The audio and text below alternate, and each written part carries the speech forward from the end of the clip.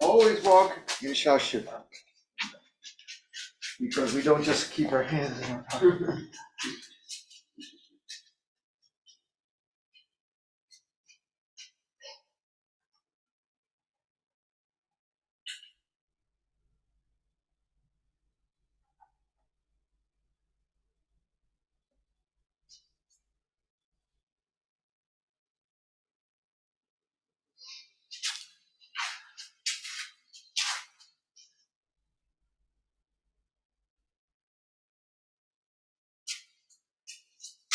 Well, hello everyone.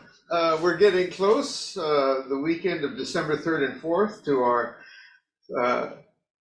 Zazen Fabulosa, the Rohats, annual Rohats retreat, 2 days of fun and frolic and a lot of sitting, orioke and samu and all the works, and you're all invited there. If you can't sit the whole time, it's designed to be done in different time zones. You can break it up if it's too much. Do what you can, don't overdo. There's a lot of instructions about that, but if you can come sit for all or part of it, of course, you're all very much welcome. Hello, Thomas, our guest from last week. Good to see you, all of you. Boy, so many friendly faces. I wanted to tell you the little talk we were having before we started today about this lovely gift from, it's a knit cap from Koku, who sent it on, and it's the first day cold enough to really wear it, but I've been doing research in Zen culture. Is it proper to keep the knit cap on when I'm at the altar? You know, because in the West, you would maybe take your hat off to be respectful. And the conclusion I have come to, based on a lot of precedent, including Shonin was just here and telling me that in the female priest tradition, she knows in Japan, the female priest actually puts on a head covering that she wears called a zukin, a white covering. You'll see her wear it sometimes at the altar because it's respectful. And even the Jewish tradition, of course, you go in the temple, you cover your head.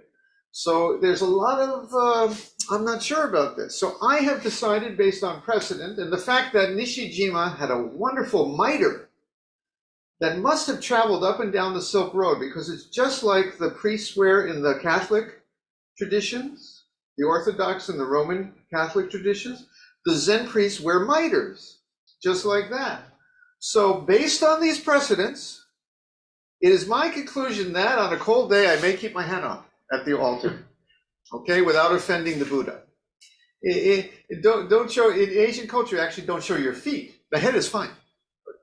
Okay. In any event, this has been decided. Nengyoku is in charge. Yes, sir? You got the wheel? If you've been here before, you know what to do. And if it's your first time, just follow along. All right, let's go.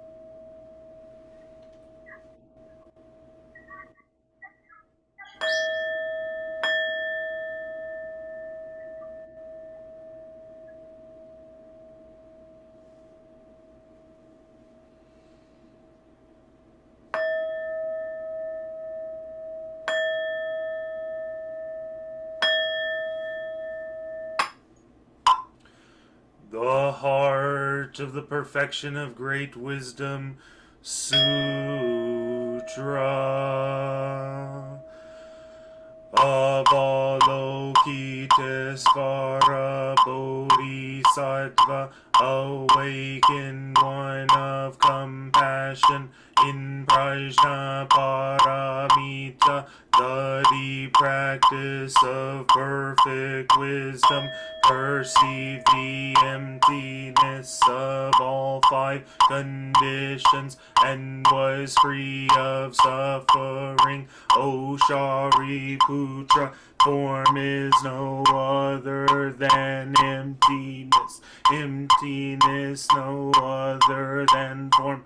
Form is precisely emptiness. Emptiness precisely form. Sensations, perceptions, formations, and consciousness are also like this. O Shariputra, all things are expressions of emptiness, not born, not destroyed, not stained, not pure, neither waxing nor waning. Thus emptiness is not form, not sensation, nor perception, not formation, nor consciousness, no eye, ear, nose, tongue, body, mind, no sight, sound, smell, taste, touch, nor object of mind, no realm of sight, no realm of consciousness, no ignorance, no into ignorance, no old age and death,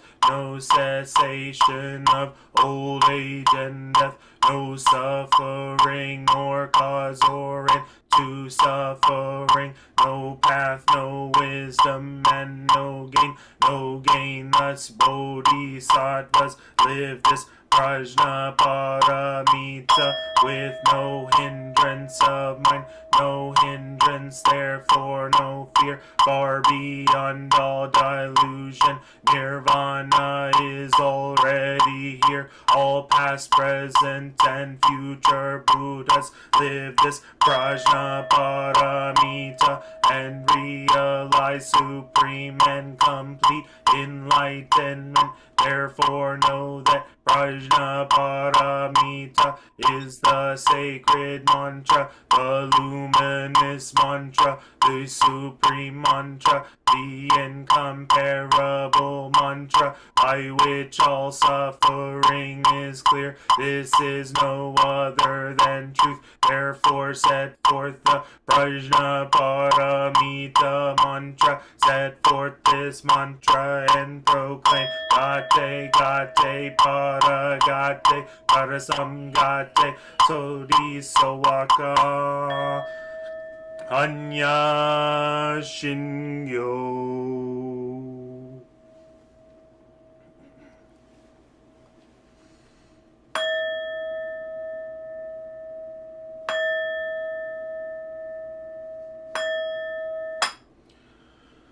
Buddha nature pervades the whole universe, reality existing right here and now.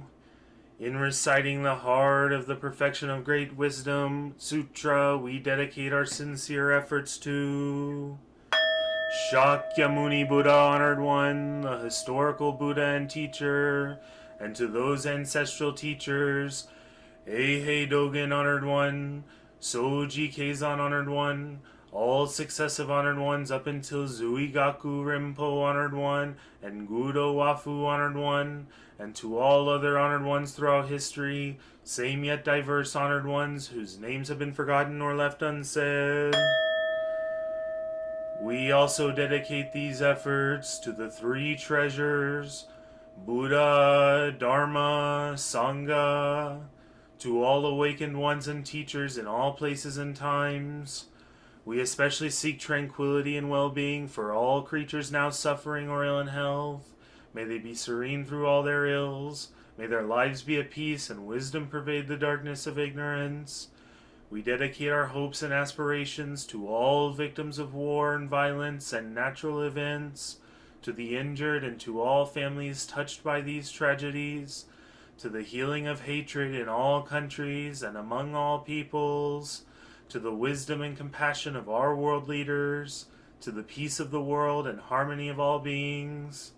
Thus, let the harmful effects of words, thoughts, and actions be dispelled, and compassion bloom in perpetual spring. May we all realize and live the enlightened way together.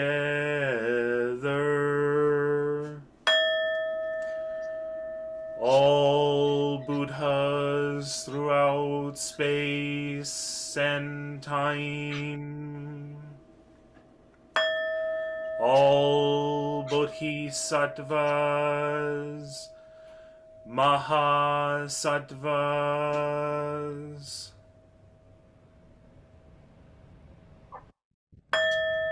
Maha, Prajna, Paramita.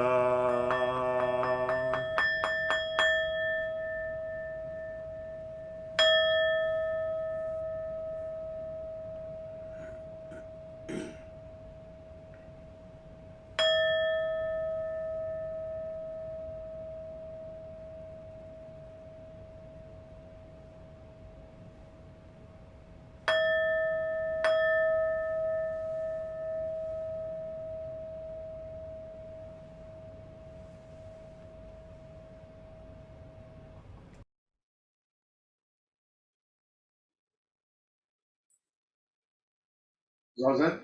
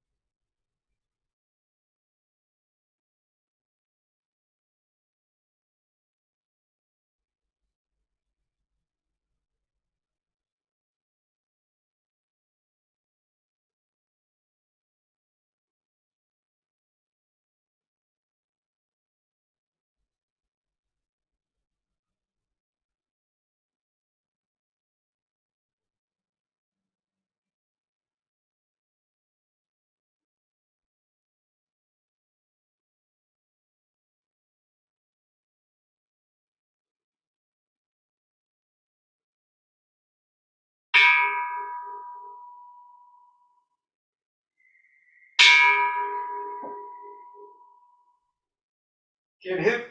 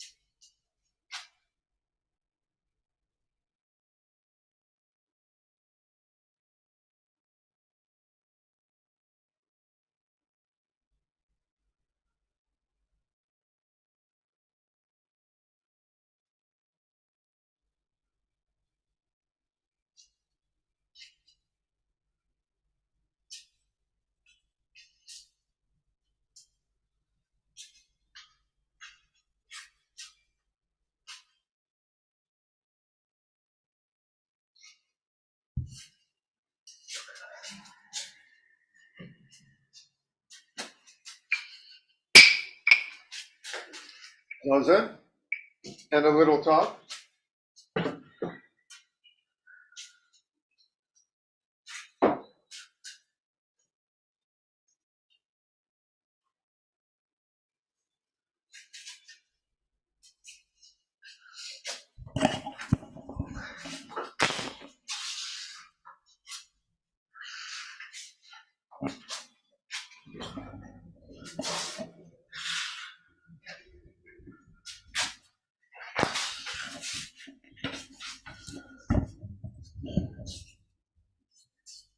Can everybody hear okay?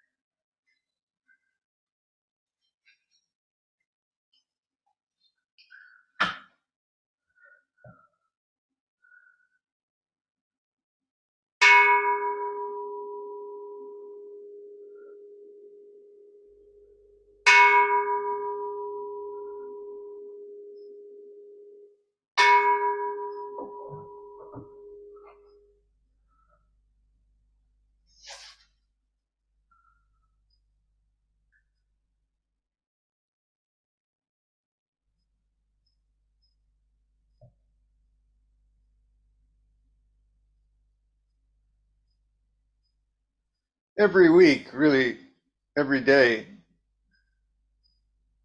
folks come to me, many Treeleaf members, Zen folks I don't know, sometimes just friends, some Zen priests. Folks come to me with what's going on in their life. Sometimes the happy news, of course, but very often some hard times. Folks have lost someone they love. They themselves are sick. They're dealing with addictions. They're afraid. They're going through hard times at work, economic worries. Sometimes they're just depressed. And it seems particularly this week, for some reason, there was a lot of that. And I felt a little helpless.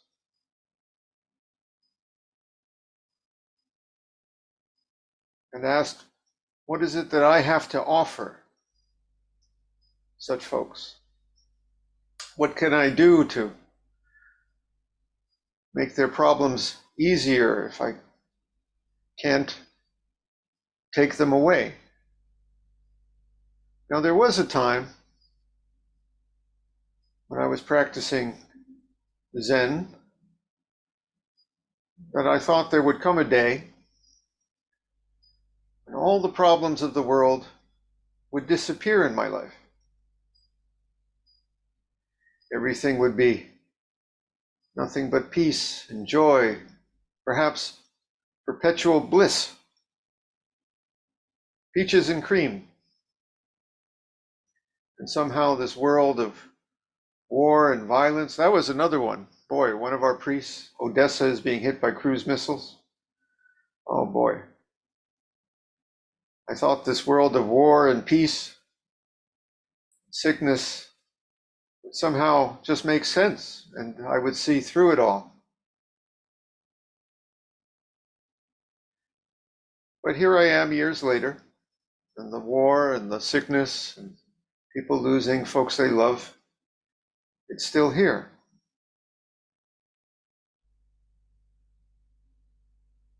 Except it's not. But it is. I'll get to that in a second. I mean, the Zen practice delivered what it promised, but not necessarily in the way I thought it was going to be. I'll get to that in a second. In any case, when folks come, what do I have to offer? Well, first off, just as a friend or a family member, I offer what everyone offers: an ear to listen, a shoulder to lean on, to cry on. I shed tears together with my friend, my relative. Maybe I offer some, little bits of advice or encouraging words. Nothing particularly Buddhist or Zen about it, just the sun will come out, give it time, see what the doctors say. There's always hope, that kind of thing. Because you want to encourage your friend, the one you love. And that's what we have to offer.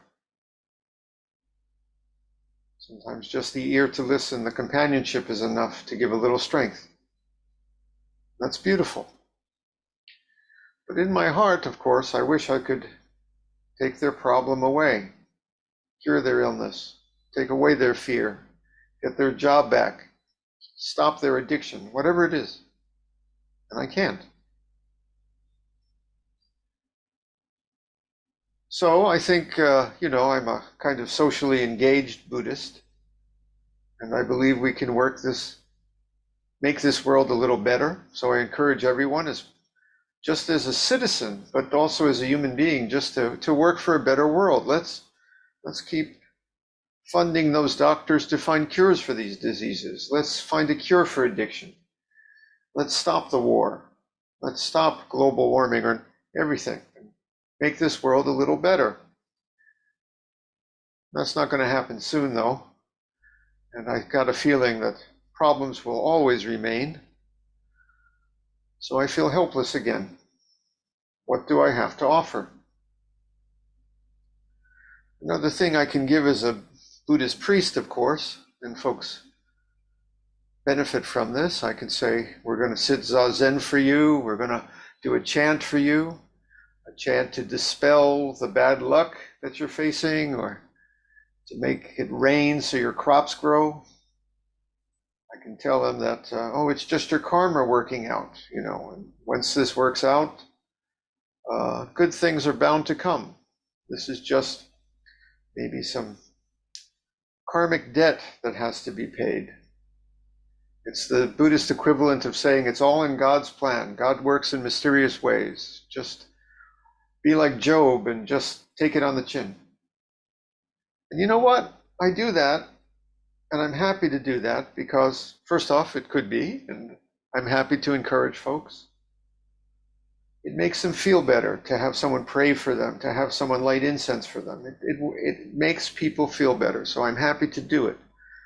But in my heart, I feel that between you and me, the psychological aspect of it is 90%. I see nothing wrong with that. It's another way of just giving a shoulder, an encouraging word, and saying, we love you, we're with you, we hope for something better. What often happens, however, is that the problem remains. The addiction remains. Sometimes someone can get on top of that. So there's hope. The loved one is still gone. The heart is still broken. The war still goes on.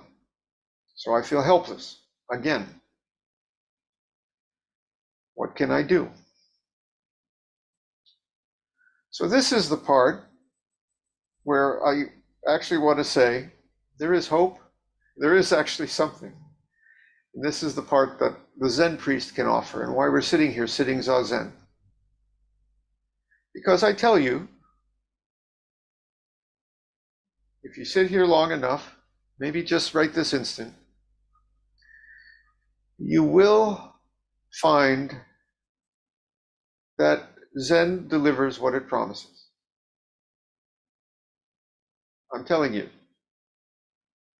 there is a way to know ourselves that's beyond all gain and loss, where there is nothing to fear,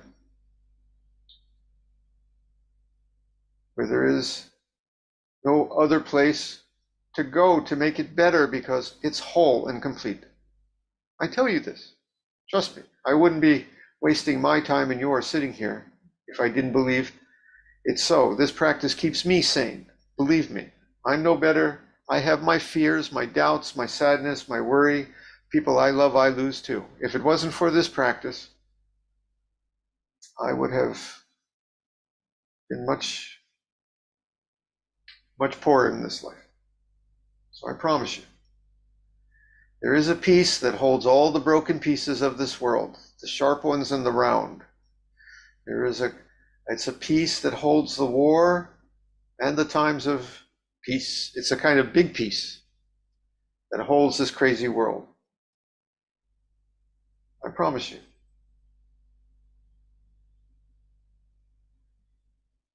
But here's the thing too.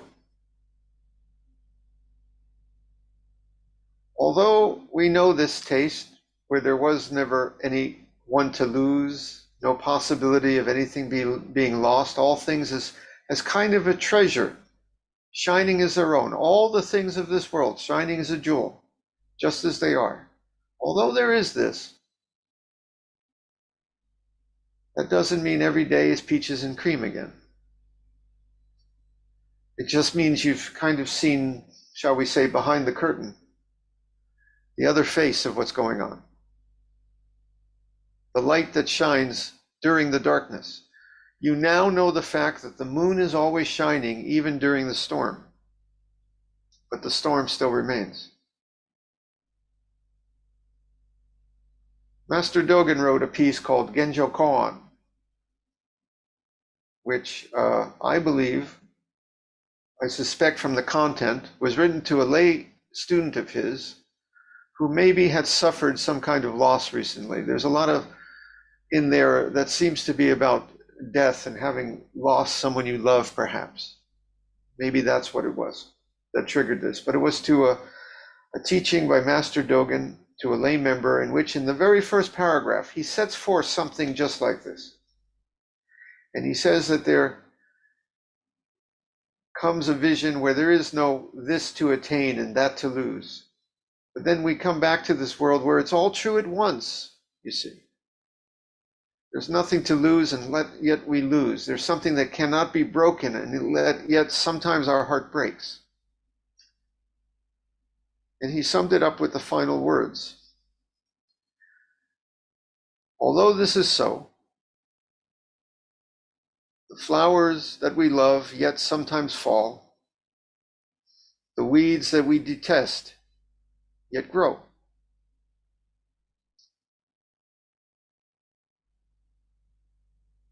And this is the thing. We have to approach the suffering of this world from all such aspects. So please don't sit here and think that if you sit, it's going to cure all your problems. But yet have trust in your fact, in the fact that if you sit here, you're going to see that there were never any problems to begin with. And yet the problems remain. And if that sounds like a koan, it is. Most of the koans are precisely about something like that. Let me say it again. Sit with the trust that if you sit here long enough, all the problems of the world will be seen through, seen never to quite be what you think they are. And yet the problems remain. So use everything in your toolbox, your ear to listen, your shoulder to lean on, light a candle, give a chant, be socially involved, donate to cure the disease, cry with your friend, smile with your friend. Use it all to help others and to help yourself. But also let's sit here and know the peace that can never be broken. Let's sit.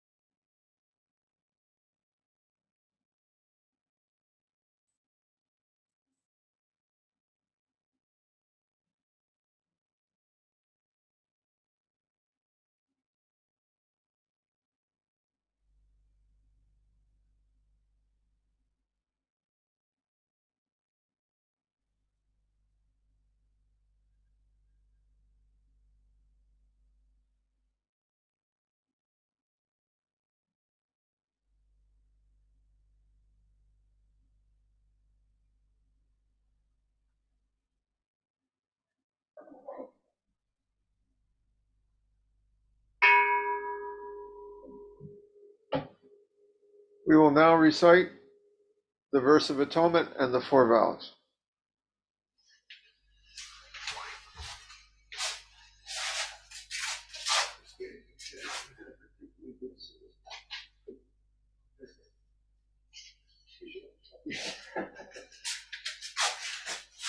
We're giving out good vibes.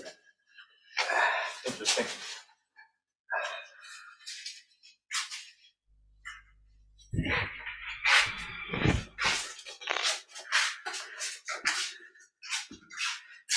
Maybe I was getting the vibes from Yaxi. You had a good sitting?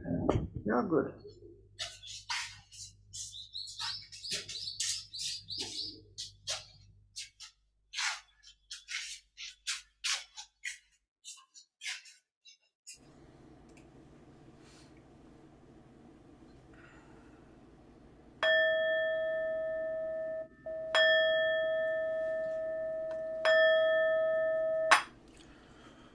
All harmful acts, words, and thoughts ever committed by me since of old, on account of beginningless greed, anger, and ignorance, born of my body, mouth, and mind, now I atone for them all.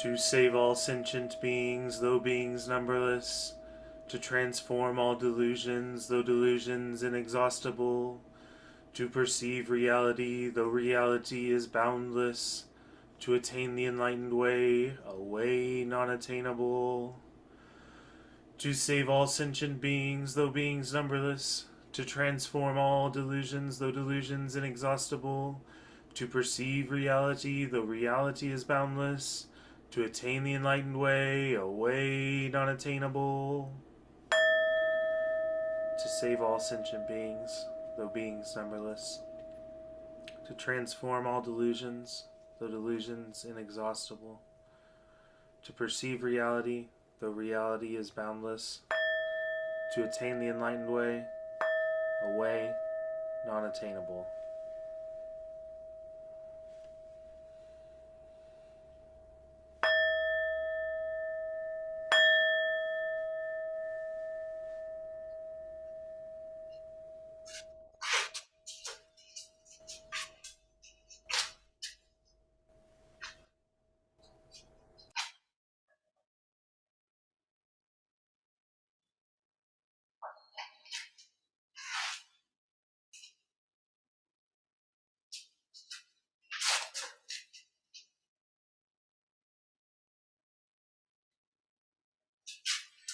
Well, lovely, lovely. And everybody, let me put the gallery view here. Everybody give a wave. Hey, guys. So use every tool in your toolbox to come through this life, the hard times, the good times. Remember, there's one more I did mention that I should.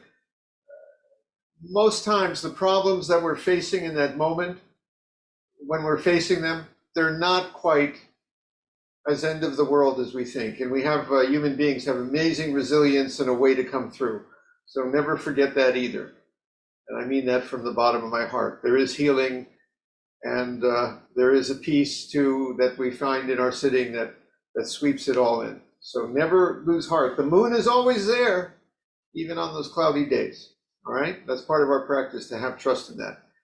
We are going to have tea now, if anyone wants to join us. Otherwise, the rest of you, I will leave you to your day and wish you smooth sailing. Love you guys, all of you. And let's see. Yone's almost got me trained now, so I got to go back and let's see. Do that.